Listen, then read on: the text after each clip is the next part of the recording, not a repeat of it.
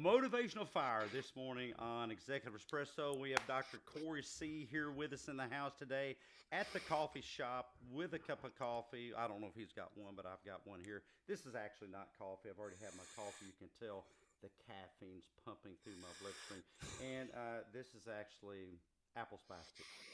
It's a great choice too. But I'll be sipping on this while Dr. Cory's talking about how to flip your mindset with some real neuroscience, developing some of those bold habits, doing some of that inner transformation. And yes, we'll be here for your weekly. Every Friday we do this, folks, every Friday. So let some folks know.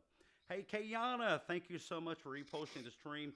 You guys can help us out by reposting the stream. I would so dearly appreciate that. You can drop it in your timeline. You can invite some friends. You can post it into some communities, especially on X. If you're a member of a community, you can drop the link. You can also drop the link in your DM groups. But today we're talking with Dr. Cory Christensen, who is the founder of The Inner Shift. And this guy blends motivational fire with some mindful depth. He works to show leaders how to shift those habits and identity from the inside out. He's an old school physical therapist. My favorite group of people in the world, help you get moving again after all kinds of nasty physiological things have happened. He is a certified movement expert, and as you can tell in a moment, he has a real passion for transformation. And we're going to be talking about how to create some identity-based change. You know, motivation is not an emotion. It is something based on a motive. So motivation is fueled by your motive, your reason to do a thing. And this starts with how you begin to see yourself. What is the link? And this is a question I was thinking about this morning when I was having my coffee, which I do every day. I share a pot with my wife every morning. What's the link between movement and clarity of mindset? You guys have heard me talk about Aaron Beck as he discusses how depression is essentially based in behavioral deactivation. So the less you move physically, the more sluggish you get mentally. We'll talk about some daily microshifts you guys can engineer into your lifestyle, and Cory's going to leave you with a powerful transformation. So without further ado, Cory, thank you, my friend, for being here. A great guest on Monday Mindset Mojo recently, but tell folks a bit about your whole history in physical therapy.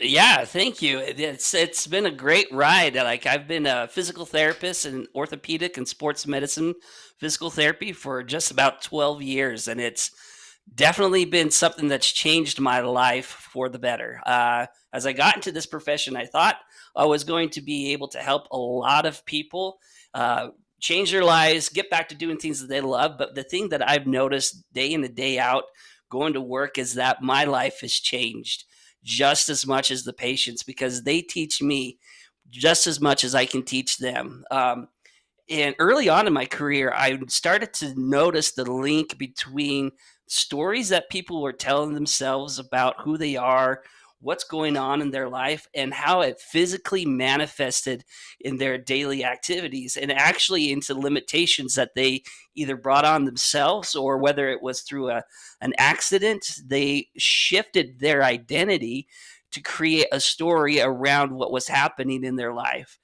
And that's kind of been the whole spark of why I'm here, is to help people realize that we have a lot more control in our own life than we actually give ourselves credit. We tend to put so much emphasis on what's happening outside that we don't look inward enough. And that's the reason why I'm here with the inner shift. Well, man, you beat me to the punch. When you say inner shift, kind of help us understand what you're talking about. Yeah, it's not just a buzzword. I hear people talk about shifting and like doing inward work a lot, and it gets so talked about. Sometimes it can kind of just get passed over. But it's the moment when you actually stop blaming circumstances and you start taking ownership for the patterns of your own life and what's going on and how you've generated the reality around you. Like our external life really is more of a manifestation and a reflection of what's happening inward than we want to say, that we actually realize. When we can stop and say, before things can get better outside, things have to get better inside, then that's the moment that shift. It's not a complete 180. It's not a complete just like big massive course change. It's a shift. It's subtle. And this is one of my favorite people on X, Simone Louise. I've stolen this quote from her. Actually, I rented. I should probably pay her rent for using it. But she's the first person I heard say it's always an inside job. Yeah. And gosh, guys, we're like on the same wavelength because that was my next question for Cory. One of the most fascinating things I remember studying, because I used to work as a team when I did quality assurance for medical facilities, continuous quality improvement. I'd work as a team. And your dad says, I can hear background noise and breathing. What is happening? Someone's got a hot mic. I don't know. Maybe I'm breathing hard. It's been a really busy day. But your dad, hey, thank you for being here. I really appreciate that. I now have two people. Richard is a friend of mine. Your dad's a friend of mine. I so much appreciate you guys when you let us know about sound quality. And I'm not even joking. I really appreciate that. So if it keeps on happening, let me know. Maybe my mic is too hot. Could be all the hammering in the background. It could be my construction workers breathing hard. They're out there. It's 115 degrees or something. It's like the surface of the sun. But one of the things that I found fascinating working as a team on QA is we would have physical therapists, and they would talk to us about the protocol when someone has a stroke.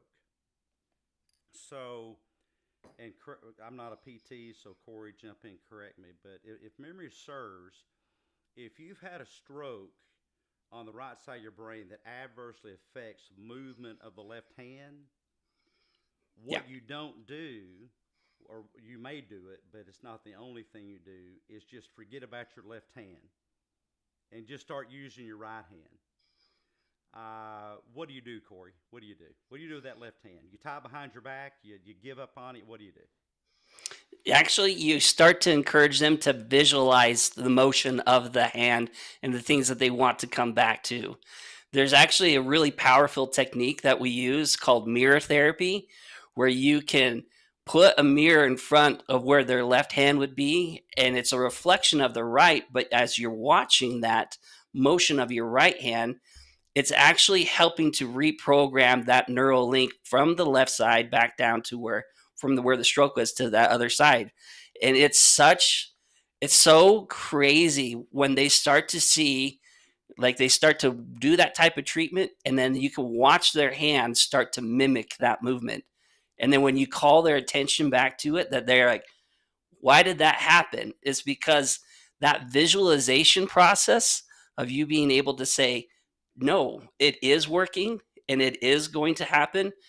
The body starts to say, okay, I'm going to do it, and you think it's some sort of weird voodoo trick, but it's crazy. The body will find a way if you have the will to make it that way.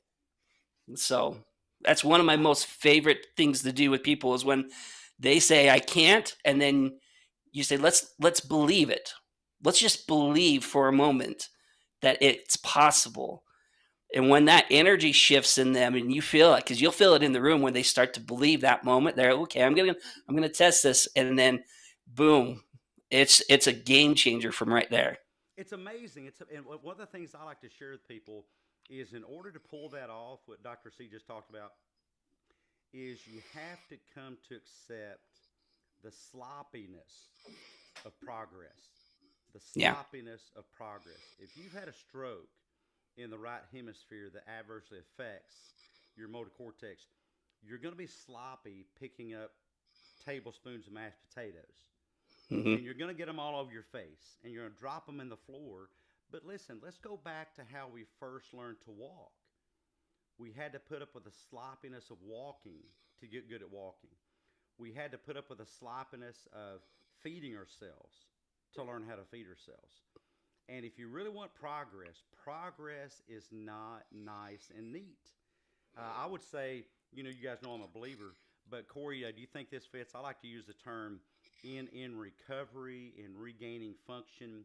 It comes with a lot of weeping, wailing, and gnashing of teeth. Absolutely.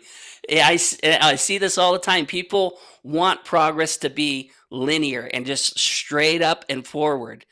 And we have to get to reality to say that progress, you're going to have good days, you're going to have bad days. But we celebrate the good days. We don't condemn ourselves on the bad days.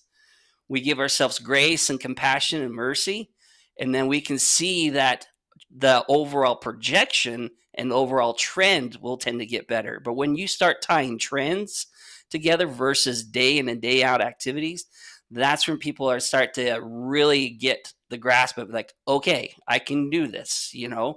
um, and it seems so mean when I tell this to patients, and they kind of get a little bit upset at first, and I'm like, just hear me out, that things will always happen for you instead of to you. And so, whatever this moment is in your life, what is it trying to teach you? What is it trying to bring into your existence that it's going to happen for you and make you a better person? And I would love to say that everybody says, oh, I like that. And I've had plenty of patients that say, screw you, and I don't, that doesn't define that, I don't like that answer. I'm like, then that's okay. That's okay. But eventually I've had people come back and say, you were right, that I saw that this happened for me, and now I'm living a life that's a little bit more meaningful. I appreciate things that are a little bit more, that I would have taken for granted, easier. And so, progress and progression, we have this ideal want to have, but when you become more involved in the process of getting better, you tend to find yourself in a spot that you never knew that you could get to, and it's a lot more meaningful. That applies to so many things. That applies to recover from a stroke. That applies to recover from an addiction. That applies to relationship recovery. That applies to business recovery, entrepreneurial recovery, innovative recovery. Look, if you're going to call yourself an entrepreneur or an innovator, you're eventually going to have a business failure. You're going to have a downturn. But it really matters what you decide to do with that. One of my favorite stories is to, if you can't undo it, then why waste it? If you can't undo it, then why waste it? You can't undo a stroke. You can't go, there's no such thing as an unstroke. We just erased it. We just hit the rewind on the VCR. And so you're going to have to decide what you're going to do with the downturns. The most important thing is not the downturn, but what you decide to do with the downturn. I love what Daryl said. Oh, by the way, Money Quote said, I'm ready for the inner shift. And we're going to hear from Cory here in a few minutes, because we only have about 8 minutes left, guys. We'll try to keep these to about 18 minutes. And he's going to share how to get started with some of this week in general. But I love what Daryl said. I think that learned helplessness is the biggest obstacle to growth. Repeated trauma creates a need for the inner shift, to realize that we're stronger and more capable than we think. Yeah, it's like Henry Ford said, whether you think you can or think you cannot, you are correct. And so if you view picking up the mashed potatoes with the hand that had lost some use and dropping them as some commentary on your worth as an individual, if you're telling yourself that the sloppiness of a relationship is a commentary on the worthlessness or worthfulness of the relationship, then that relationship probably isn't going to survive. One of the things in relationships is people, they just for some reason think that relationships aren't supposed to be sloppy. Gosh, where did we ever get in the world that relationships, one of the hardest things you'll ever do, whether it's a relationship with an intimate partner, spouse, whether it's a relationship with a child, man, those aren't easy. Relationship with a colleague, employer, employee, relationships are engineered to be messy. One of the reasons is so that we get better at them by working harder at them. We cultivate relationships to a deeper level, not in spite of them being messy and sloppy, but because they are messy and sloppy. And so instead of trying to manage symptoms and get rid of symptoms, refocus on your motive. Motivation begins with motive to do a thing. And so, what are some maybe Cory hidden blocks, some things, mindset things that you found with working with patients that just get in the way? They have this sabotaging belief, and that gets in the way predictably in this sabotaging belief. What are some sabotaging beliefs that you find get in the way of people on their journey toward recovery and regaining function no matter what area?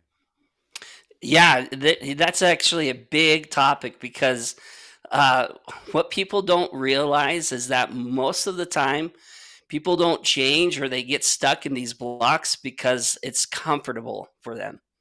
Even if they'll tell you that it's not comfortable, like, I don't like being here, I don't like what's happening to me, they're still more comfortable knowing what's going on in that situation than the unknown, like what's going to happen, or the fear of growth, or the discomfort that comes from growth. I tell this to patients all the time. You have to get comfortable being uncomfortable for us to be able to progress where you want to be, right? Because if we stay here in this moment, this is where you will always stay. But once you decide to say, I'm going to choose the unknown over my current known, like where I'm at right now, then we can really start to make a lot of progress.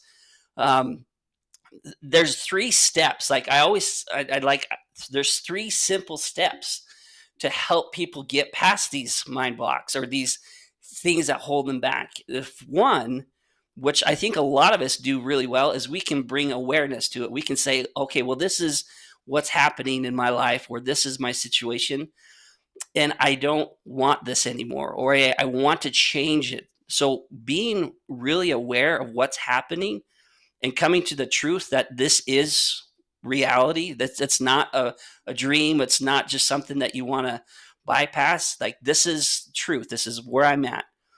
And that's the very first step. When we say, okay, now I can move into showing myself compassion, that's the next phase.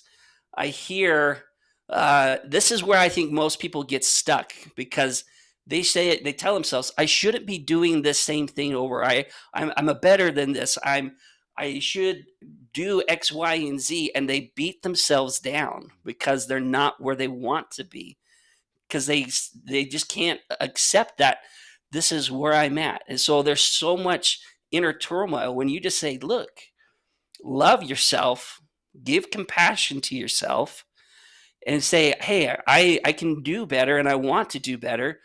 Then you move right into the third step, which is to take intentional action. It doesn't have to be earth changing, mountain moving movement. It has to be a decision point that I'm going to go this direction where I would used to go this direction. Right. And when you start to get very aware and show yourself that compassion, and then take small, simple actions that you can repeat over and over and over, you start to build that self trust, which leads to the confidence that you'll be able to achieve what you want to do. So it's not as hard as most people want to make it. It's just simple, repeatable actions that you start to say, I can do this. And then you start to look back and you're like, wow, I didn't even know that I'm on this path, and I'm looking and I'm seeing that I am a different person. But it comes down to awareness, compassion, and then action. I love So, that. That is, well, to coin a phrase, that is so actionable. And one of the things I find that is a huge saboteur is beating yourself up. It's not going to help. There's a difference in accusation and accountability. Accusation's a dead end. Accountability is a growth tool. And so accountability, self accountability. Did I do my best? Could I've gotten one more rep? I ask myself that every time I work out. Are you sure there's not one more rep in you?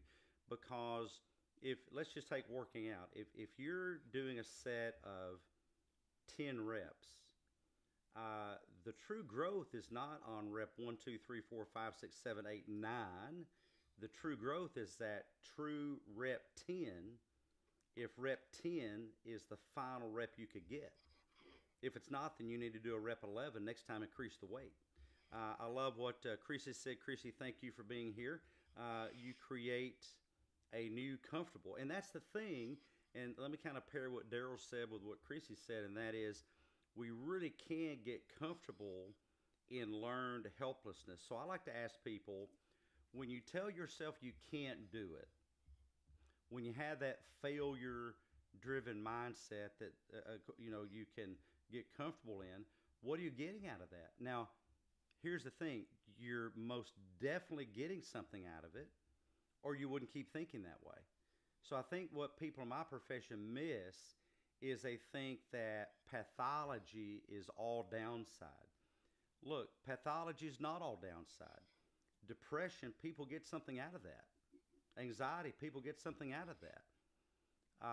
Learned helplessness, to coin a term, Daryl, people get something out of that. So in order to move beyond that, you have to come to terms with, what am I giving up to succeed?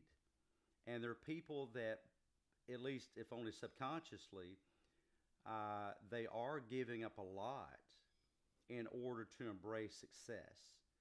With stroke recovery, you're giving up the role as a sick person. You're giving up the patient role. You're giving up, people fawning over you. Hey, let me get that for you. Oh, don't stress yourself. Don't burden yourself, that kind of thing. So, yes, when you choose success, when you choose progress, you're absolutely giving something up. Guys, I thank you so much for being here. We're going to wrap it up in just a moment. If you've got a quick question for Cory, I know he would love to answer it. Simone Louise, my dear friend, I look forward always to seeing you. It's her sacred rest period. Such beautiful vibes as I take in my heart and sleep. Thank you, Dr. Love, times two. And love times two to you also, from myself and Cory. Chrissy, wonderful to have you. And Daryl, Money Quotes. Your dad, thank you, your dad. And Kayana, of course, and all the other, I think we got over 200 listeners now, or viewers, many on X, and then other platforms such as Facebook, LinkedIn, YouTube, and in my Mindset Masterclass. The class is open. Come over, join me at school.com/mindset. School is SKOOL.com/mindset. Love to see you over there. We take a deeper dive in these conversations every day. Well, Cory, what is something that you could, maybe a brain bean affirmation, affirmation folks can take into the weekend with them to just kind of keep top of mind? What do you say? Well, the one thing that I would love for people to realize is that wherever you're at, if you want something better or something more in your life, just know that you're not stuck. Most of the time, we're repeating what's familiar, and change doesn't have to take time. It's just a decision away from what you want to be able to achieve. So, if you have one little affirmation that you could repeat to yourself each day, just remind yourself that you aren't who you were, but you are becoming who you want to be by choosing taking daily actions towards that person. It's a small, simple thing that yields great results. You're not the same person you were yesterday. You can choose today, this moment, right now, to be the person you want to be and start living that life. Beautifully said. Beautifully said. Thank you so much, Cory. You guys take a look at what Cory does on X and other platforms. Cory, what's the best place for people to get in touch with you? The best place, honestly, is right there on X at Dr. Cory C on X. I definitely will be expanding to more platforms, but that's the platform I'm most active on. And I'd love to meet new people and just help them out and engage in great conversations. So thank you for having me here today. Well, thank you for being here. Thank you guys for watching. Share this out with somebody. It is recorded. Share the link. You may be doing someone a favor, helping them conjure up that motive, having a motive motivational fire. And as James Clear said, have a system. You don't rise to the level of your goals, you fall to the level of your systems. So if your goal is to get fit, do some cardio, and you say, well, I'm going to go for a walk or a jog or run tomorrow morning. My question is, when you go to bed, where are your tennis shoes? Are they still in the closet? Well, you're not positioning yourself with a system, and you're going to fall to the level of the system of, well, my shoes are dusty in the closet. And so have a system, put some shoe leather on that, get out there, get active, get something done. Daryl, my friend, you have a great weekend too. Thanks for being here. And guys, we'll be back here in about 2.5 hours for Midday Mindset. That is a program on X. It's audio only. And it's Freaky Friday. We're talking about freaky things in psychology. So that is 12 o'clock. It's only about a 55, 60-minute discussion. So you can come and listen, or you can come and join in. Again, hop over, join my Mindset Masterclass, school.com/mindset, SKOOL.com/mindset. And as always, we'll see you back next Friday for another Executive Espresso. Bye-bye, everybody. Bye.